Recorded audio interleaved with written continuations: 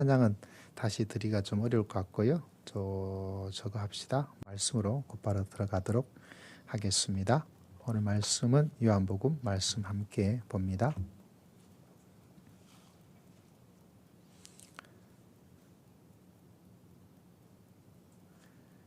자, 요한복음 19장 말씀 38절에서부터 42절까지 말씀을 함께 보도록 하겠습니다.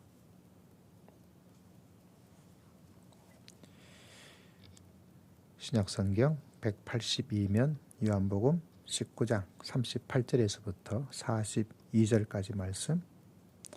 자, 함께 말씀 있습니다. 시작. 아리마대 사람 요셉은 예수의 제자이나 유대인이 두려워 그것을 숨기더니 2일 후에 빌라도에게 예수의 시체를 가져가기를 구하매 빌라도가 허락하는지라 이에 가서 예수의 시체를 가져가니라. 일찍이 예수께 밤에 찾아왔던 니고데모도 몰약과 진양 섞은 것을 100리터리쯤 가지고 온지라. 이에 예수의 시체를 가져다가 유대인의 장례 법대로 그 향품과 함께 세마포로 샀더라. 예수께서 십자가에 못 박히신 곳에 동산이 있고 동산 안에 아직 사람을 장사한 일이 없는 무덤이 있는지라. 이날은 유대인의 준비일이요 또 무덤이 가까운 고로 예수를 거기 두니라. 아멘. 예수님께서 십자가에 돌아가시고 무덤에 장사되는 그런 장면을 저희가 말씀을 보고 있습니다. 우리가 기억하는 말씀을 바라보면 오늘 말씀에 전혀 예상 밖의 두 사람이 갑자기 등장하고 있는 것을 발견할 수가 있습니다. 첫 번째는 38절에 아리마대의 사람 요셉, 그죠? 또 두 번째는 39절에 니고데모. 니고데모는 요한복음의 초반부에 등장했던 사람이죠. 자, 이 두 사람을 바라보면서 여러 가지 많은 생각을 또 많은 은혜를 받을 수가 있습니다. 아리마대 이 사람 요셉이 갑자기 등장해요. 니고데모는 좀 이해할 만하죠. 그 전에 한번 찾아와서. 근데 요한은 갑작스럽게 등장했던 이 아리마대 사람 요셉, 이 사람은 어떤 사람인가? 다른 데 바라보면 이 사람이 사내들이라는 그곳의 회원이다, 이렇게 기록이 되어 있습니다. 그러면 사내들이는 무엇일까? 그건 그 당시에 유대인들이 가지고 있는 최고의 종교, 지금이야 뭐 정치, 경제, 사회, 종교가 이렇게 나누어져 있지만 예전에는 그 종교가 전부 다 모든 것을 통합하는 그런 시대를 가졌던 것을 기억한다면 좀 더 이해를 할 수 있겠죠. 그래서 이 모든 종교의 최고 회의 기구, 그 유대인들에 있어서 최고의 어떤 기관이라고 볼 수가 있을 것입니다. 그 사내들인을 또 공회다, 또 이렇게 표현을 했습니다. 멤버 구성원은 한 70여 명 정도 내외로 좀 왔다 갔다 이렇게 조정이 되어 있는 것으로 보이는데요. 사내들인 공회 회장은 대제사장, 그리고 뭐 제사장들, 뭐 바리새인들, 또 장로들, 뭐 서기관들, 이런 분들이 모여서 여러 가지 일을 하는데, 도대체 뭐 하느냐? 일반적인 종교와 관련된 모든 생활들, 그리고 일반적인 생활 속에 일어나는 많은 재판들, 이걸 전부 다 재판하는 것이 바로 이 사내들인 공회입니다.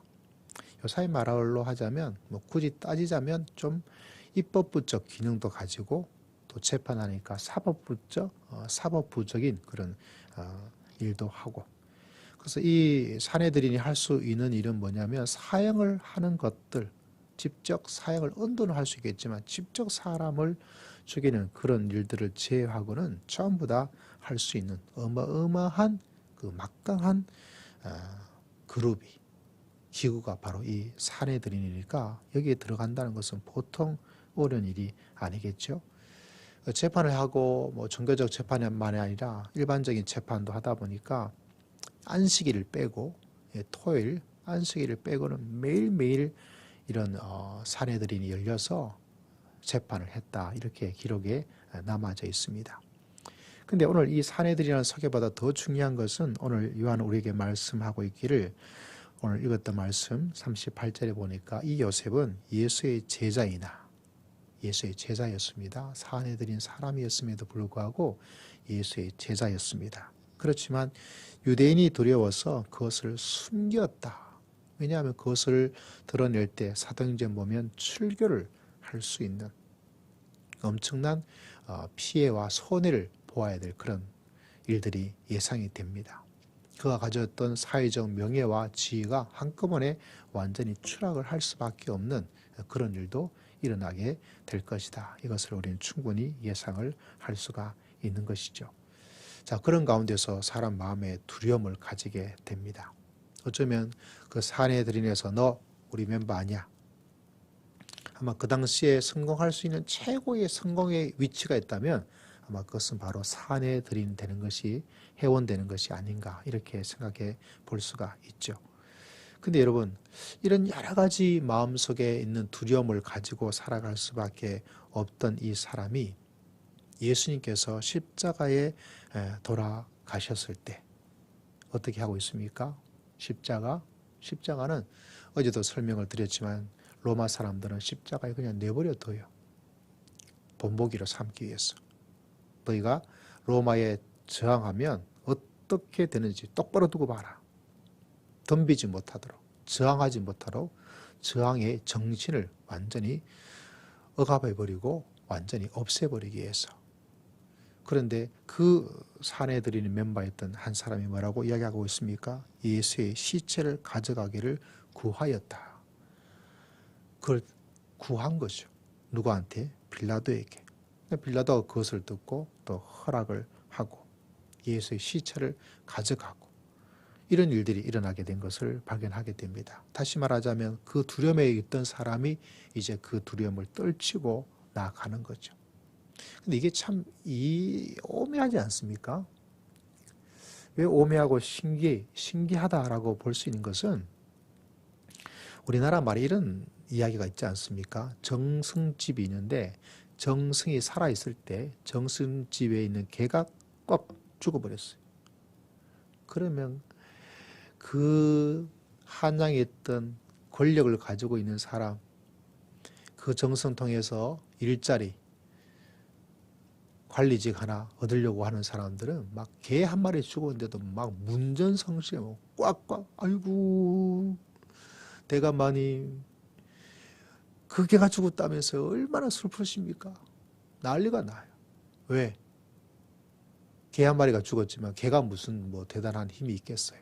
누가 힘이 있으니까? 정승이 힘이 있으니까 그 정승한테 얼굴 도장 찍어서 혹여나 다음에 일자리에 생기면 내가 좀 들어갈 수 있도록 좀 해주십시오. 그러니까 개 한 마리 죽었는데도 어떻게 될까요? 막 엄청나게 많은 사람들이 모인다.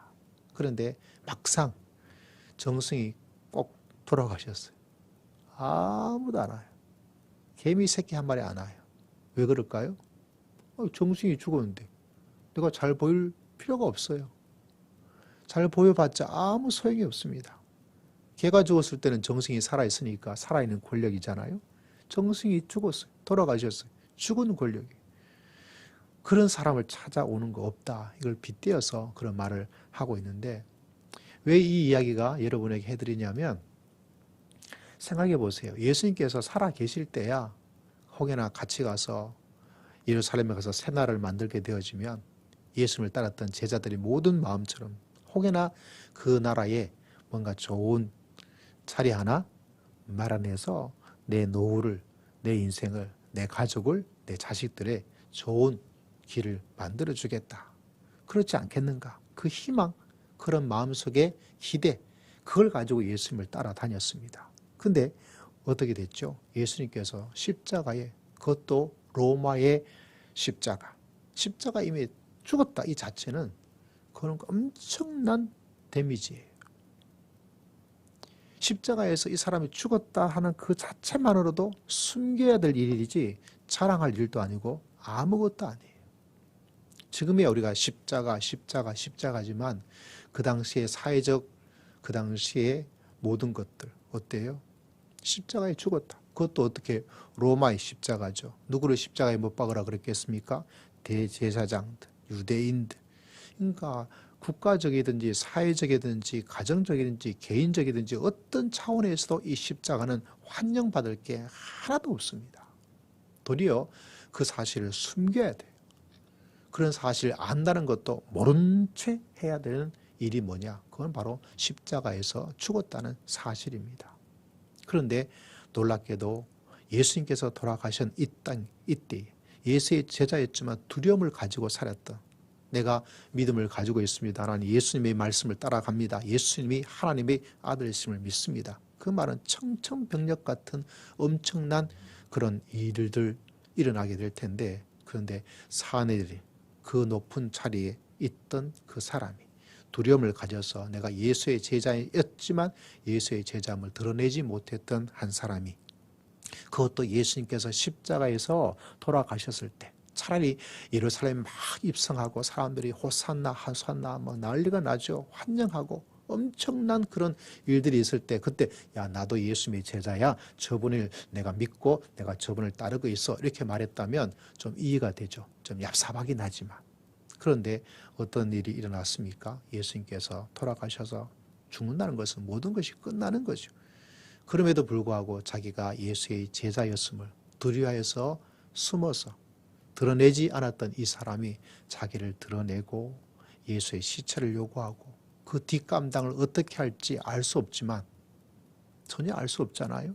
그럼에도 불구하고 예수의 시체를 나에게 주십시오.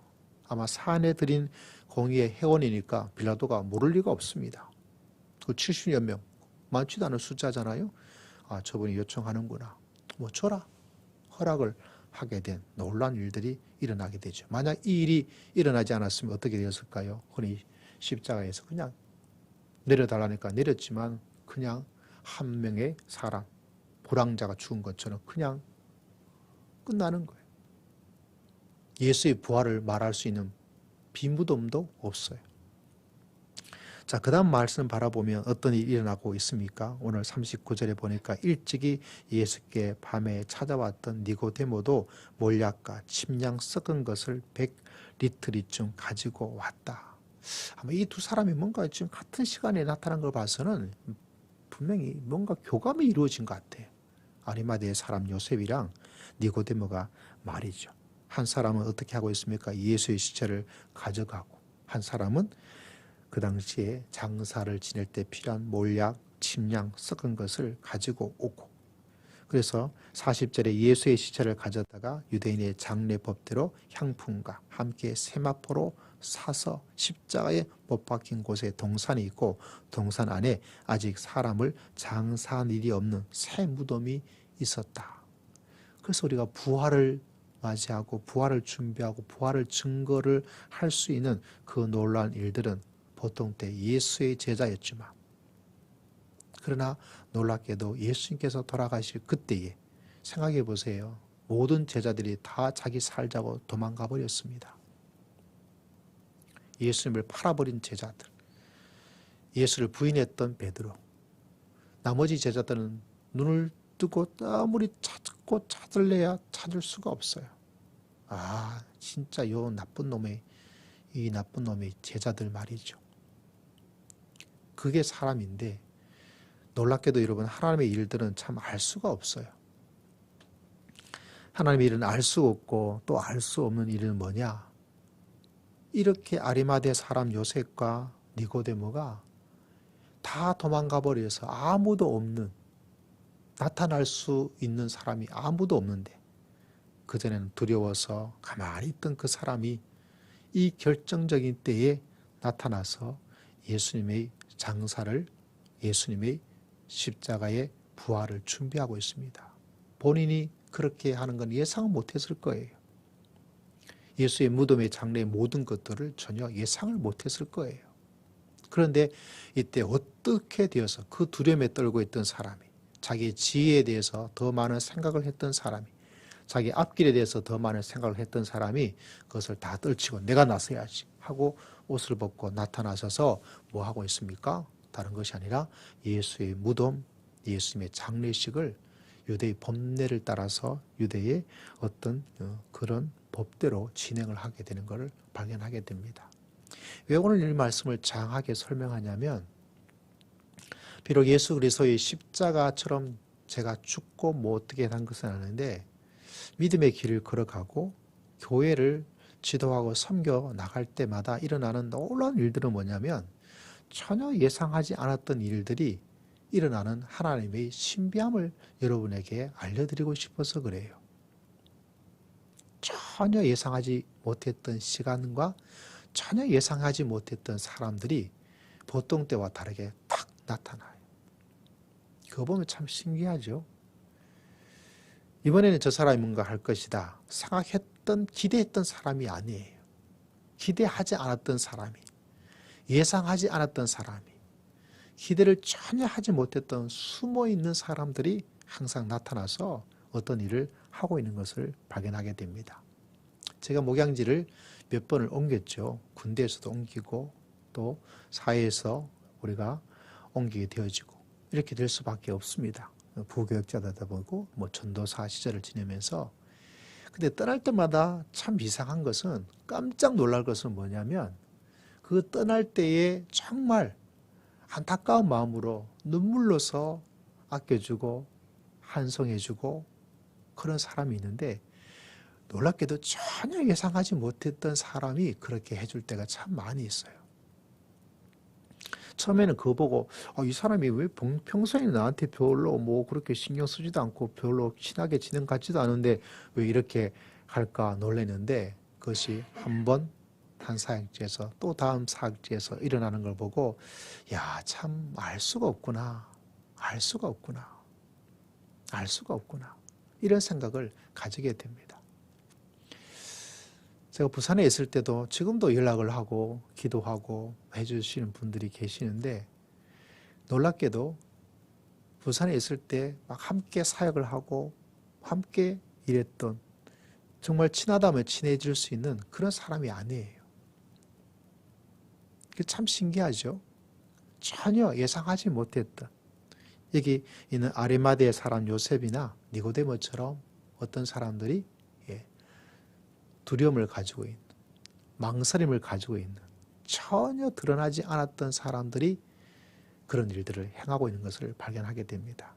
그걸 보면서 하나님께서 하신 일은 어떤 필요한 시간 속에 예상하지 못했던 방법과 시간과 사람을 통해서 하나님께서 하나님의 일을 행하고 계시구나. 저는 이 예수님의 십자가 보면서 이분들의 그 놀라운 공로가 얼마나 대단합니까? 제 마음속에도 그런 마음의 욕심이 있어요. 다른 욕심보다 정말 하나님께서 원하실 그때, 정말 필요할 그때 내가 짠 하고 나타나서 일을 할 수 있는, 도움을 드릴 수 있는, 하나님의 일을 감당할 수 있는 그런 사람으로 정말 살고 싶다, 이런 마음의 생각을 가지게 됩니다. 그래서 저 사람에게는 많은 사람이 있으니까 어떨지 모르겠다 생각될 때도 있고 정말 잘 드러나지 않는 사람들에게 큰 도움을 줄 수 있는 그런 길이 되어주면 좋겠다, 이런 마음의 생각을 가져요.